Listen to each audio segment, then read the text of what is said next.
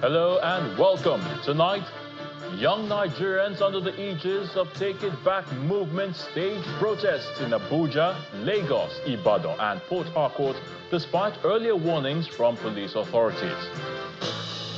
Protesters and police clash in Abuja and Port Harcourt as they are dispersed with tear gas, and there's no report of protest in most parts of northern Nigeria.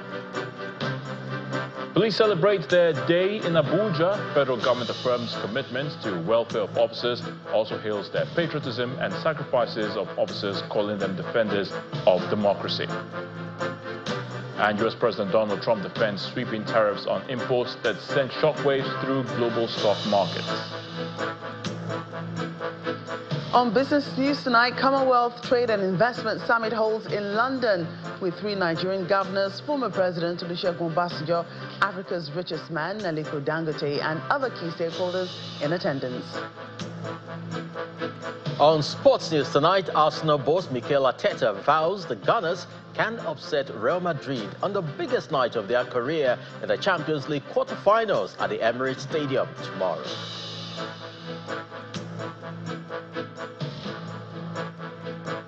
And from the nation's capital, National Security Advisor Nuhu Ribadu visits Jos, vows justice for victims of Bokos killings. Staying true to its decision to hit the streets, the Take It Back movement took to the streets, of course, of some major cities today to protest the alleged misuse of the Cybercrime Act and the recent declaration of the emergency rule in Rivers State. Earlier today, the protesters, dressed in their trademark orange berets, launched their rally from Ikeja on the bridge in Lagos, chanting slogans and singing solidarity songs. The protests were also taking place in Abuja and Rivers, where demonstrators were dispersed with tear gas canisters. The Cybercrime Act has been criticized for its vague provisions, which have been allegedly used to target opposition voices, journalists and the average citizen expressing an opinion online. The Nigeria police had earlier urged the organizers to shelve the protest and encourage them to dialogue with relevant government institutions. The demonstration also coincides with the National Police Day celebration on April the 7th. On March the 18th, President Bola Tinubu declared a state of emergency in Rivers, citing the prolonged political crisis in the state as the reason. The president also suspended Siminalayi Fubara as governor of Rivers State and all members of the State Assembly for an initial period of 6 months.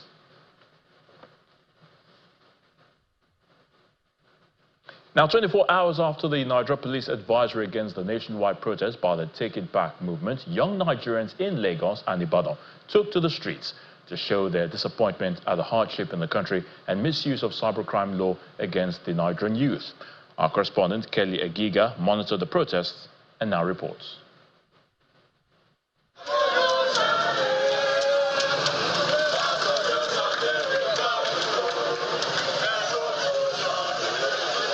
It's the first day of the week that the hashtag Take It Back movement, which began as a response to perceived systemic injustices and corruption, has gained momentum, with this protest taking off from the Ikeja Underbridge area here in Lagos. There is heavy security presence, but the energy is palpable, the passion is fierce, and the message is clear. The people will no longer be silenced.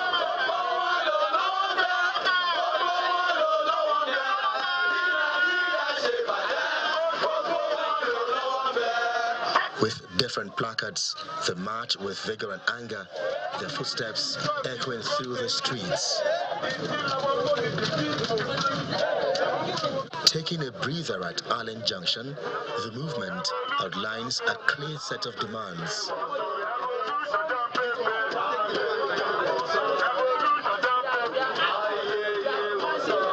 We are calling for the immediate repeal of the Cybercrime Act and calling for the end of its use to go after voices of dissent, especially activists, journalists, critics, social media users who have been the victims, because we believe that this cybercrime Crime Act is an attempt to repress and silence free speech, which remains a constitutional right. We are also calling for the immediate end to the lawless and illegal emergency rule that President Tinubu declared in Rivers State. And we are also calling for the end to the ongoing demolitions that have made thousands of people homeless across the country. Some of, especially, for instance, in Oworonshoki. So, having made that stop at Allen Junction here in mainland Lagos, these protesters are now on their way to the Lagos State Government Secretariat, Alausa, but they're having this march and walk in the presence of security presence. But the solidarity songs by these movement and protesters is that there is that determination to keep pressing on their demands until the government of the day pays attention to their needs. As they arrive, the Lagos State House of Assembly complex, which is barricaded and demanding action from lawmakers, the scene turns chaotic.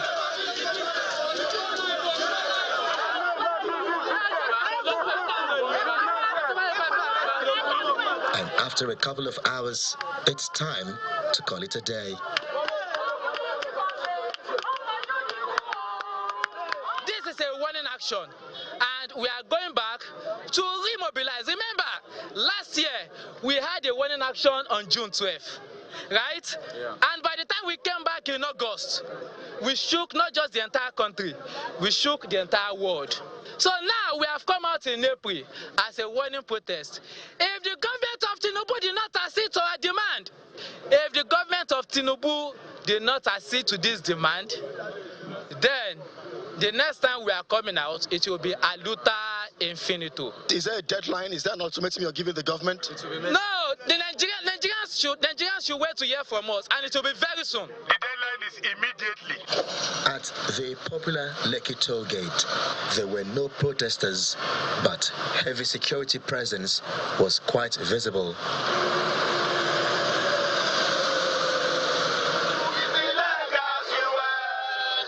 The Take It Back movement protesters also gathered in Ibadan, the Oyo State capital, to register their grievances, chanting solidarity songs and demanding for a better living.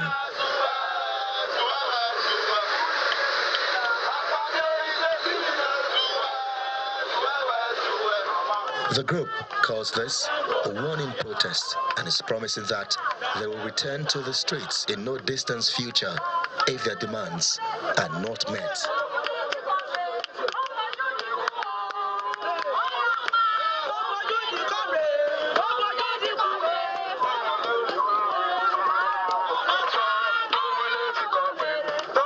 Kelly Egiga, Channels Television News.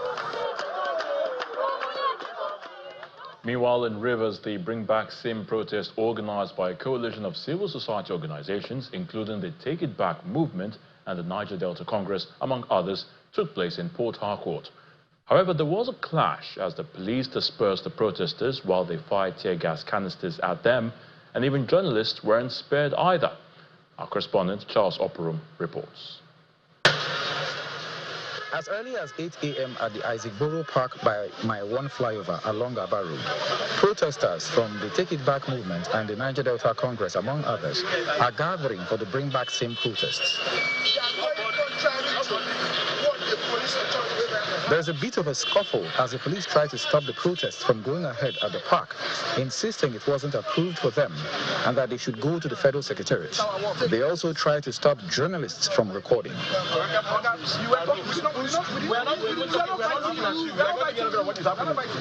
The protesters were initially marching down from that way. That's where the Isaac Borough Park is located. And the police were escorting them, protecting them, until they got to this flyover, the CFC flyover, as it's popularly known here in Port Harcourt. And all hell all broke loose. There was a little bit of a confrontation between the officer in charge of the police team. He said to them, you have addressed the press, you have marched, I think it's time for you guys to disperse and go home. But the protesters said, no, our voices have not been heard, and we are still within our rights to march. The handful of protesters addressed the press before they start marching towards the Federal Secretariat.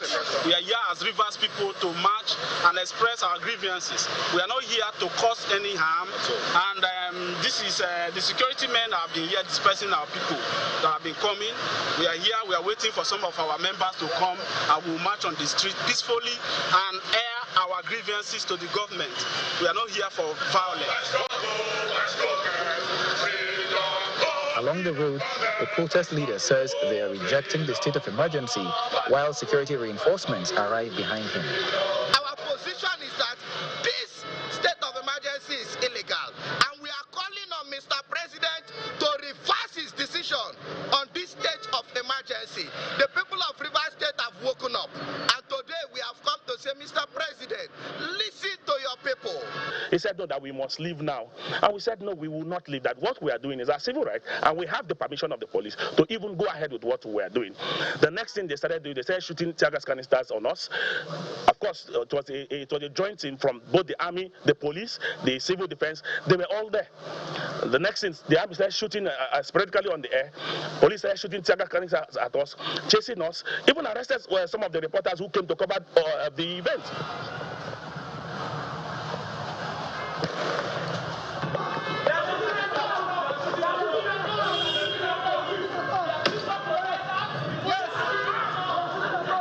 And before you could know what was happening, the police started firing tear gas canisters.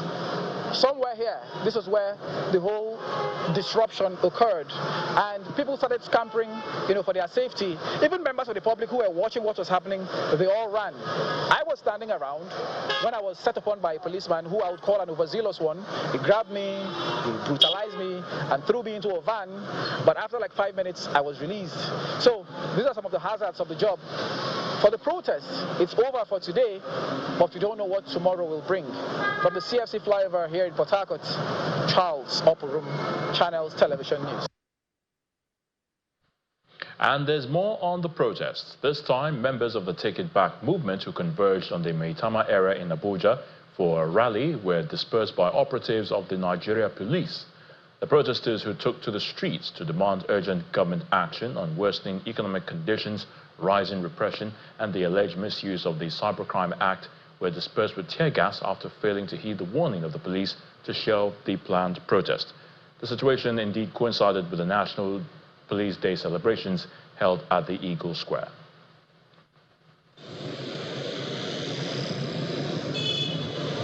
As part of the security arrangements for the National Police Day celebration, authorities placed a blockade around a three-arm zone where top police officers and government officials were expected to attend the ceremony honoring the service of the Nigeria Police Force.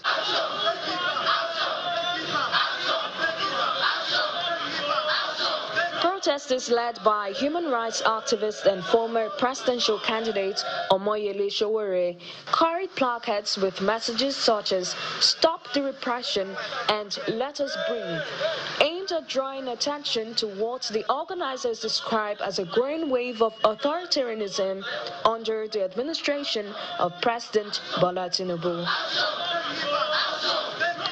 A few meters away from the Eagle Square where the National Police Day celebration is holding, protesters converged despite a warning by the Nigeria Police Force.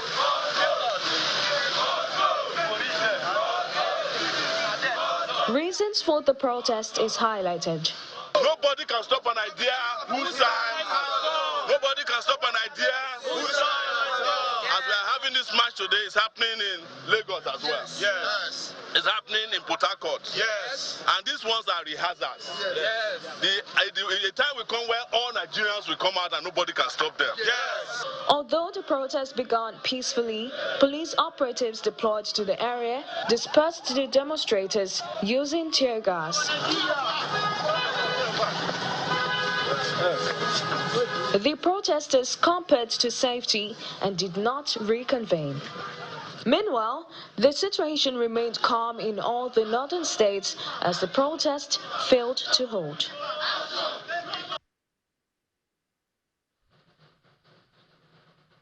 In part two, after the break, progressive governors visit former President Muhammadu Buhari in Kaduna, discuss state of the nation and internal affairs of the APC. Please stay with us. Welcome back. If you have just joined us, you're watching the news at 10 on Channels Television, broadcasting live from Lagos. A reminder of our top stories. Young Nigerians under the aegis of Take It Back movement staged protests in Abuja, Lagos, Ibadan and Port Harcourt despite earlier warnings from police authorities. Protesters and police clash in Abuja and Port Harcourt as they are dispersed with tear gas, and there's no report of protests in most parts of northern Nigeria. Police celebrate their day in Abuja. Federal government affirms commitments to welfare of officers, also hails their patriotism and sacrifices of officers, calling them defenders of democracy. And US President Donald Trump defends sweeping tariffs on imports that send shockwaves through global stock markets.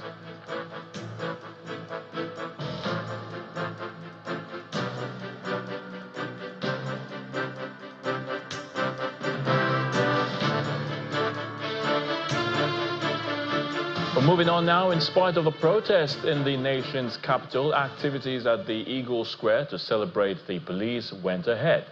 President Bola Tinubu has assured officers and men of the nation's security agencies of his administration's full commitment to their welfare. The president, who was represented by Vice President Kashim Shettima at the 2025 National Police Day in Abuja, hailed the spirit of patriotism and sacrifice of police officers, whom he called the defenders of Nigeria's democracy. Our correspondent, Dele Omoyeni, reports.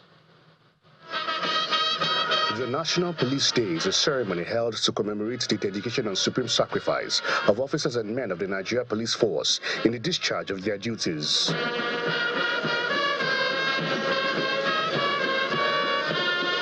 The first edition is holding at the Eagle Square in Abuja, with dignitaries led by the Vice President, as well as heads of other security agencies, the Federal Cabinet, and governors in attendance. The Vice President arrives and inspects the parade. Special Procession Unit Base 7, Abuja FCT. The chief host of the event and Inspector General of Police, Mr. Kayode Egbetokun, pays tributes to the fallen heroes and the heroism of serving officers who continue to brave great risk. These fallen officers remain the eternal symbols of national sacrifice. As we remember our fallen officers, we also celebrate the heroism of serving officers who continue to brave great risk in the cause of duty. Your resilience and dedication amidst the complexities of contemporary security challenges inspire confidence and hope. We likewise acknowledge the indispensable support of our communities and strategic partners who continue to collaborate with us in our collective drive for a safer society. His speech is followed by a parade and exhibition by various formations of the Nigeria Police. Up to 1960 and 1961, there were prevalent and emerging crimes and criminalities that engulfed the country.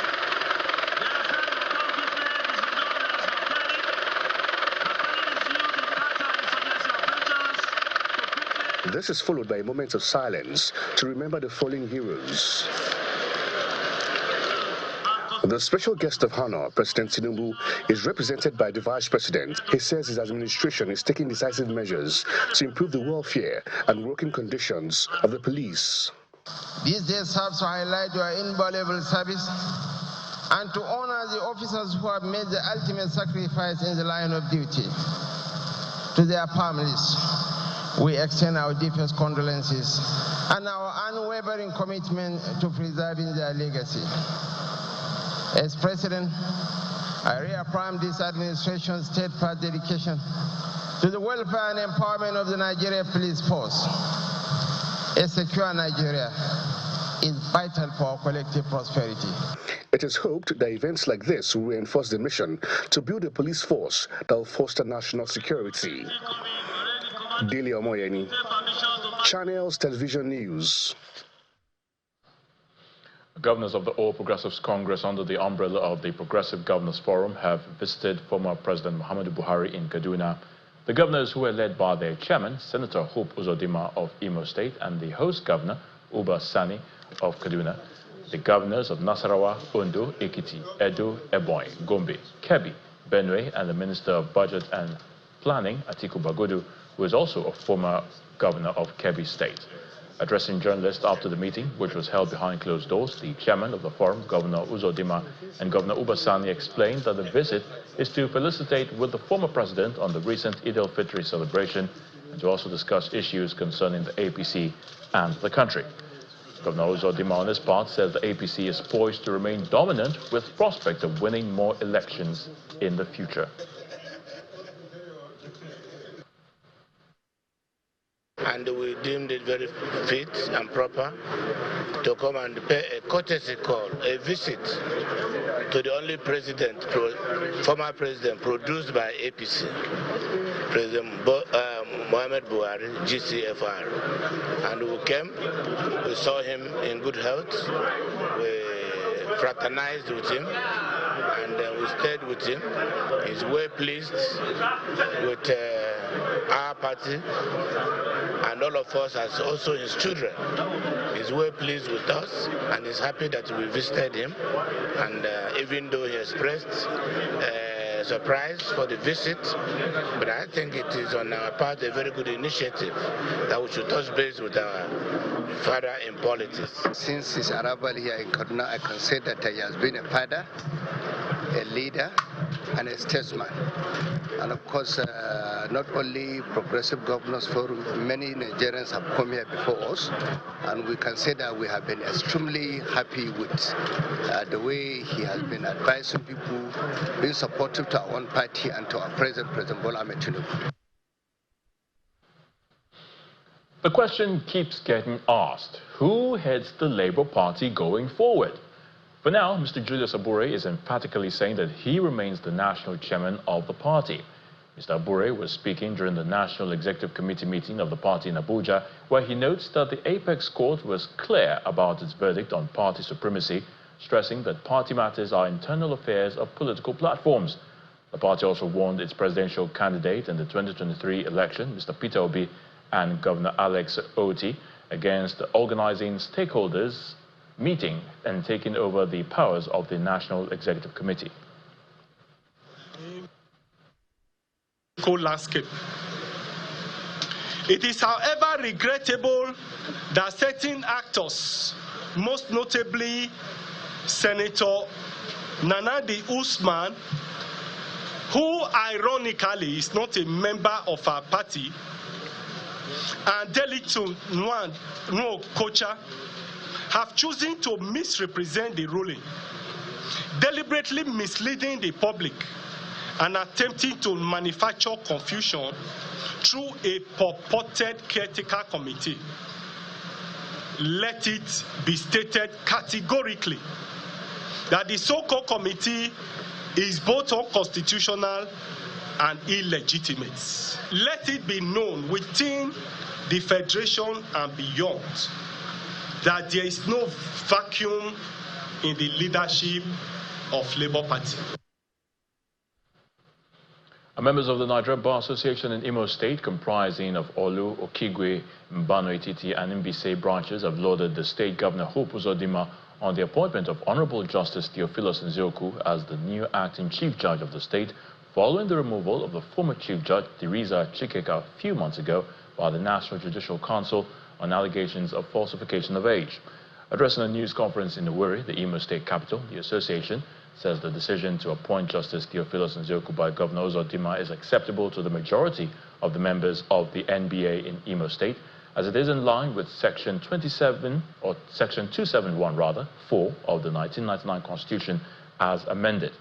They note that Justice Nzioku, who by records, both statutorily and constitutionally, is the most senior and qualified amongst the 4 most senior judges of the Imo State judiciary. We, the chairman of the Nigerian Bar Association, to wait, Olu, Mbise, Okigwe, and Mbano heartily congratulate his lordship, Honorable Justice N. Nzioku, on his appointment as the acting Chief Judge of Imo State by His Excellency, the Governor of Imo State, Senator Hope Uzodinma, CON. We also thank the Executive Governor of Imo State for lawfully and carefully performing his constitutional duties under Section 271, Sub 4 of the 1999 Constitution, as amended by appointing Honorable Justice Enezuku, who by records, both statutorily and constitutionally, is the most senior and qualified among the 4 most senior serving judges of Imo State Judiciary for the appointment as the acting Chief Judge of Imo State.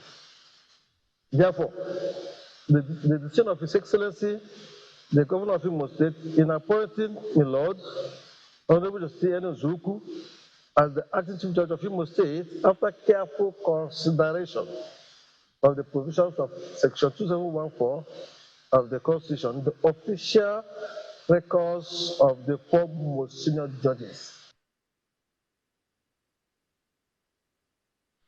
Still ahead on the news at 10, Commonwealth Trade and Investment Summit holds in London with 3 Nigerian governors, former President Olusegun Obasanjo, Africa's richest man Aliko Dangote, and other stakeholders in attendance. That's on Business News. Please join us again. Welcome back to the news at 10. Let's now head to the nation's capital, and Millicent Walker is standing by to give us the latest from our Abuja studios. Great to see you again, Millicent. Over to you.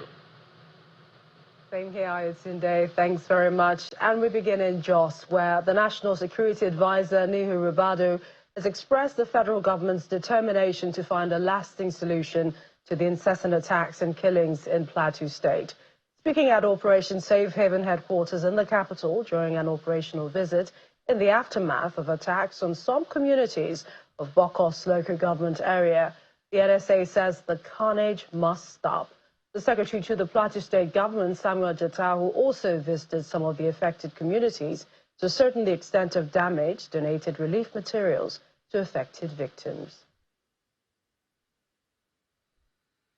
Bokos local government area of Plateau State is mourning the death of 50 persons killed within a week in attacks that ravaged over 5 communities, with over 300 houses burned by suspected herdsmen.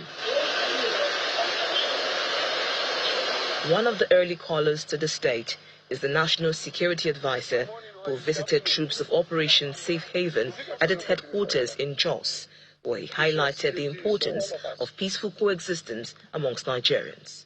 All of us will have to come together. Everybody do have a role to play, particularly communities, those who have been living together for years and decades. I think time has come for us to say enough is enough. Our security forces are doing well, but our communities will do even better. To ascertain the level of destruction in the affected communities, the Secretary to the Government of Plateau State leads a delegation to commiserate with affected victims, just as he provides some relief materials to displaced persons and those who lost some property due to the attack. Unknown gunmen, as we call them in the country, but I call them terrorists, came riding in over 20 bikes, and they started shooting sporadically all over the town and killed over 40 people in different communities. The entire landscape around that area, when we went, you saw the pictures we showed. That's why we made an effort to go, so that the whole country, the whole world can see what happened. These people are living in abject poverty. Somebody has come in, their livelihood has been taken away from them. For God's sake, how do they recover? On his part, the district head of Manguna community wants government to provide more security personnel in the affected communities in order to curb rural-urban migration. Because of what has happened, there is trauma, there is intimidation, and nobody is prepared to stay in the village. We're happy by what we have seen today. A resident of Horiti community explains how over 30 persons were given a mass burial at a grave within the community, even as the search for the missing is still ongoing. We discovered that about 35 corpses that were buried now. And also 18 people were injured. Some are in the hospital. We don't know actually, because we take some to Cottage Hospital, Bokos. Some are in Jos. So actually, we don't know exactly hospital they take the other people. And up to now, we have not seen other people. As the people of Bokos grieve over the attacks, over 700 persons are said to have been displaced from their ancestral homes and will require government's intervention and reinforcement of security personnel to enable the people return to their homes in order to continue their farming activities. And from Jos to the larger continent, Africa, a continent set to be losing $88.6 billion annually to corruption and illicit financial flows. Well, that's according to the Commissioner for Political Affairs, Peace and Security of ECOWAS, Ambassador Abdel Fattah Musa, who made the revelation through a representative, the head of Democracy and Good Governance Division, Ebenezer Asiedu, at a regional certification training on financial investigation for anti-corruption institutions in the ECOWAS region. Our correspondent, Emanuela Ekele, has more. Participants from across West African states converged on Abuja for the regional certification training on financial investigation for anti-corruption institutions in the ECOWAS region. The training program demonstrates a shared determination among member institutions to go beyond rhetorics and invest in tangible capacity-building efforts that will enhance their operational capabilities. Tackling corruption is the focal point of discussion here, with Africa losing $88.6 billion annually due to corruption and illicit financial flows. In spite of the progress, democracy in most of our member states faces fragility, particularly due to the menace of corruption. For instance, research indicates that Africa loses a staggering $88.6 billion annually due to corruption and illicit financial flows, who takes up about 3.7% of our continent's GDP. The EFCC, on its part, seeks a stronger collaboration between member institutions as corruption within the continent is now in different shades. As many of you are aware, the threats we face are not confined within national borders. They are sophisticated. They are tech-enabled and deeply embedded within political and economic structure. Therefore, to effectively confront these challenges, we must work together, sharing intelligence, harmonizing our methods, and speaking in one voice as a region committed to integrity and justice. The training is going to dwell more on preventive mechanisms, much more than reactive options. This captures the reality we are all battling across our various jurisdictions. Our response must be coordinated, innovative, and uncompromising. This training offers a platform for experience sharing, peer learning, and regional synergy towards dismantling complex illicit financial networks. It is also a call to uphold integrity at all times. For the next 5 days, these participants will be exposed to practical and expert-led sessions, which is aimed at shaping their investigative skills in order to combat the menace of corruption. Emanuela Ekele, Channels Television News. And that's it from the nation's capital. Ayotunde, it's back to you for more on the news at 10. Many thanks, Millicent. Smartphone enthusiasts have more reason to celebrate as Realme, one of the leading mobile phone brands, has launched the Realme C75 in Nigeria. This latest flagship device in the C series is making waves with its all-round waterproof design and first-ever military-grade protection, setting a new standard for quality and durability in the Nigerian smartphone market. The event for the launch of Realme C75 took place in Lagos and was attended by brand ambassadors, distributors, and tech influencers. Behind Realme's leap into the Nigerian smartphone market are its customers, distributors and tech influencers, all eager to experience the brand's latest innovative device. To kick off the event, Regional Marketing Manager Zina provides guests with an overview of the brand's global achievements and its growth in Nigeria, highlighting its deep understanding of local consumer needs. Since last year, 2024 August, we entered the market, and Nigerian market and Nigerian users opened arms for us. And we see the rapid growth of the brand here. So this year, we are confidently to say that we are aiming to be the top 3 brand, no matter it's for online e-commerce platform or our offline open market. Among its standout features, Realme C75 boasts a military-grade protection display, IP69 rated water and dust resistance, flagship-level AI capabilities, and a powerful 5,828 milliamps fast-charging battery, all packaged in a sleek, premium design. Just 225,000 and 245,000, you will get a Realme C75 for all of the features. Also, the technology behind the battery, which is 5,828 milliamps, you have the most amazing feature, and you can easily charge this phone. It comes with a technology of 45 watts charge, which makes it faster to charge. With 90 minutes, you charge from 0 to 100, and within 5 minutes, you charge, and you can use the phone for 3 hours. The event allows enthusiasts to test the C75's durability against water and dust, as well as its performance in challenging weather conditions. The unique selling point of this phone is the military-grade protection the phone has. It's a very strong smartphone. It can withstand drops. It can also withstand water. It's water resistant, up to 2 meters for days. So it's a rugged smartphone and a phone that you can use for a long time. It's IP69, which is like a newer evolution. So that would go underwater and be able to record videos or take pictures underwater. And then I think the last thing is the battery. So it has a larger capacity battery, over 5,800 milliamp hours, I believe. So it should last longer than 24 hours, and it should go longer than that as well if you're listening to music or watching videos.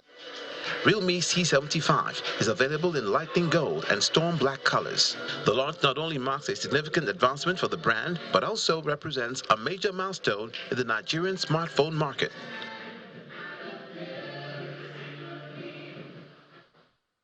United Capital PLC has declared a profit before tax of 30.10 billion naira for the 2024 financial year, representing a 74% increase year-on-year, while shareholders approved a total dividend payout of 14.4 billion naira. That's a 33% rise from the previous year.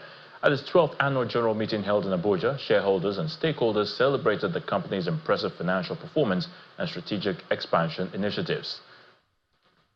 This is the 12th annual general meeting of United Capital PLC, and the chairman of the company is leading all the members of the management and shareholders at the meeting. God to kindly lead us in prayer.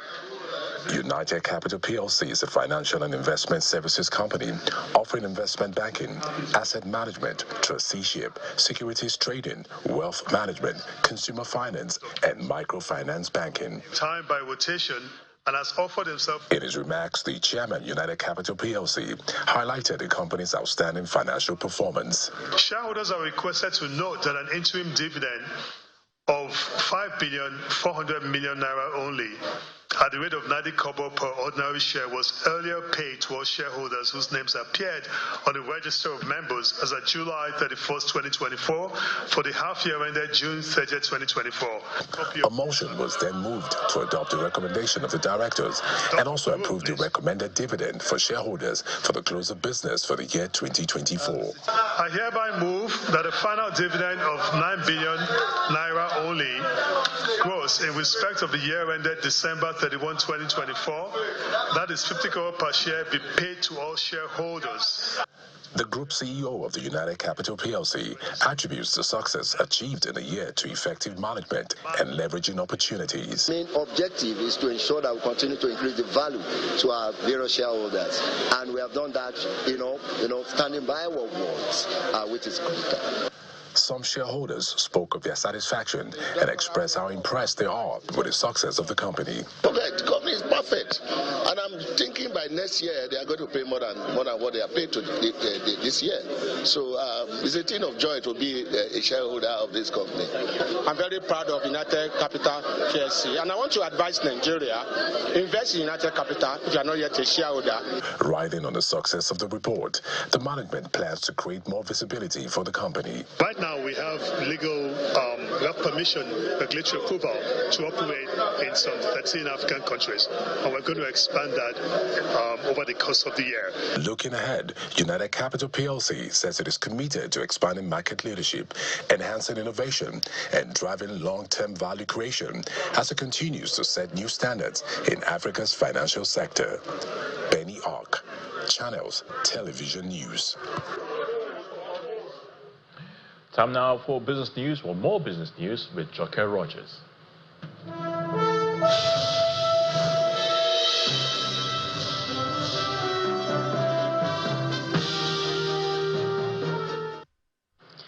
Thank you so much, Aya. Today in the other business news tonight, we begin in London, where global leaders convened at the 2025 Commonwealth Trade and Investment Summit to explore emerging market opportunities and drive innovation across the Commonwealth. The annual event aims to address critical issues and advance business priorities while championing greater trade with Commonwealth nations.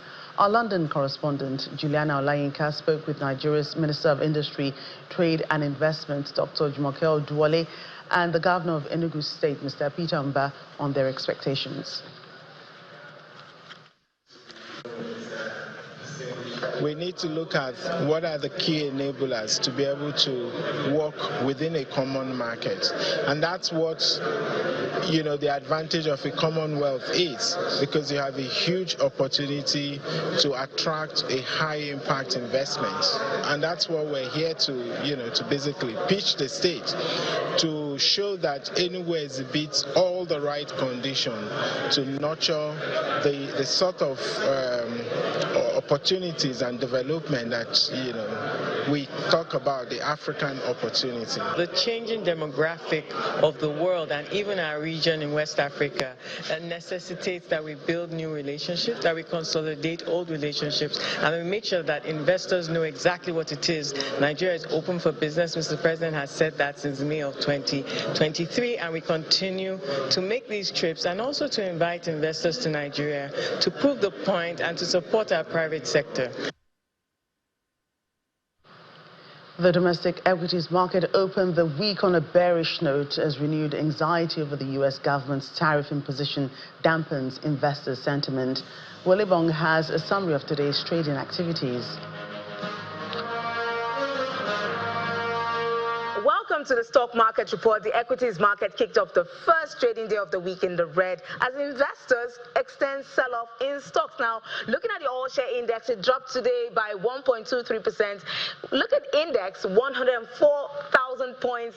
That's losing the 105,000 we had now. 65.48 trillion naira is what we have as a market capitalization. Now, all major indexes were not spared from the bloodbath. Banking stocks and oil and gas were the hardest hit in today's session, both dropping 5.48% and 0.65% each. Now, for banking, the big guys in the Tier 1 and Tier 2 leagues posted significant losses. See GTCO in the lead with a 5 naira 15 kobo loss in share price. O&O, Ardell and Japan Gold pulling the brakes further for oil and gas index, heading that bunch to 10% drop. O&O has really been beaten by investors. Hope it wakes up very soon. Now, in all of this, it comes as a surprise. We see Total Energy is managing to eke out a 65 naira 30 kobo gain to its share price today. Now, call it a reaction to tariffs or normal market volatility. Investors are taking a risk of position for stocks at the moment. And those are the highlights for today. Will Ibang signing out.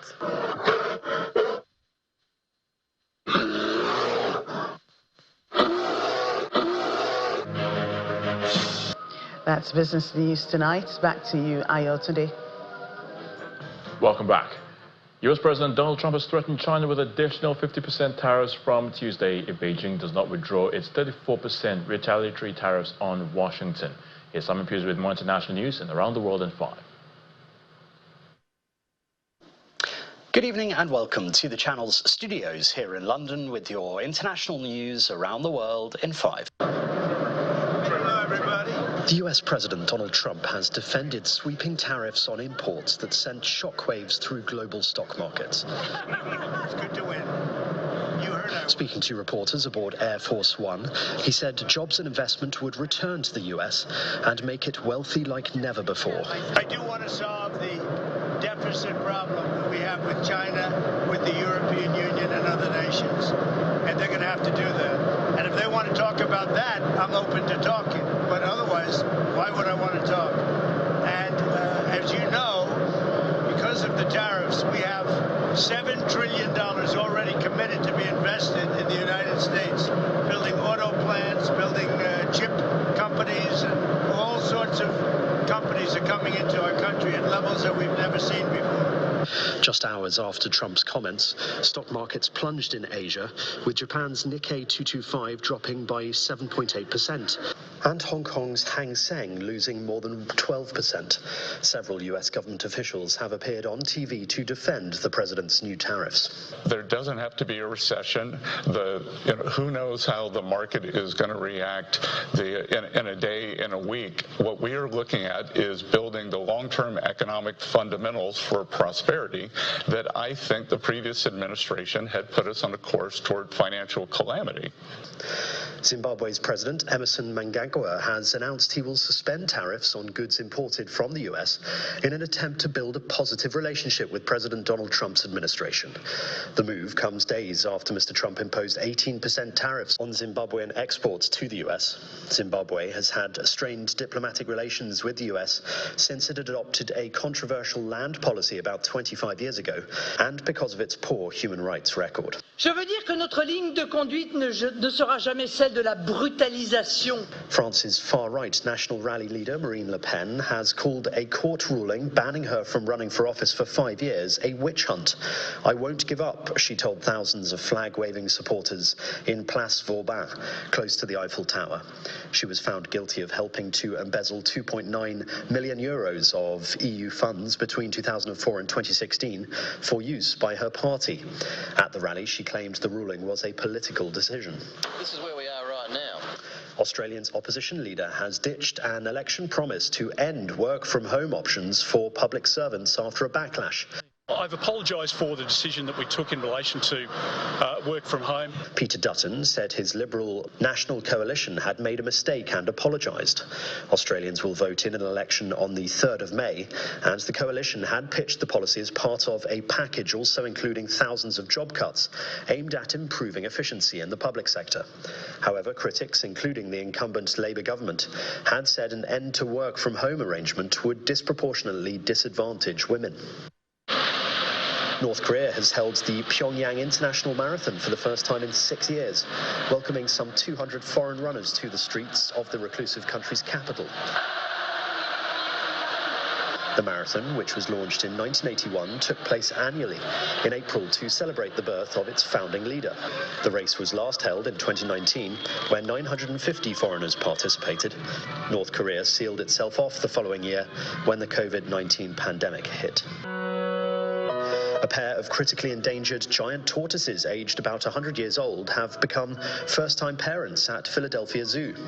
The zoo said this week it was overjoyed at the arrival of 4 hatchlings from a pair of Western Santa Cruz Galapagos tortoises. The births were a first in the zoo's 150-year history, it said. Western Santa Cruz Galapagos tortoises are critically endangered in the wild, and there are fewer than 50 kept in US zoos. And video shows the moment a parachutist got caught on the roof of a stadium ahead of a rugby match. Et à l'extérieur, alors il se passe quelque chose d'assez étonnant. Supporters in the stands below had to be moved while officials worked out how to free the parachutist. The start of the match was delayed by 40 minutes. And that's your international news around the world in 5. Now back to the channel's studios in Lagos.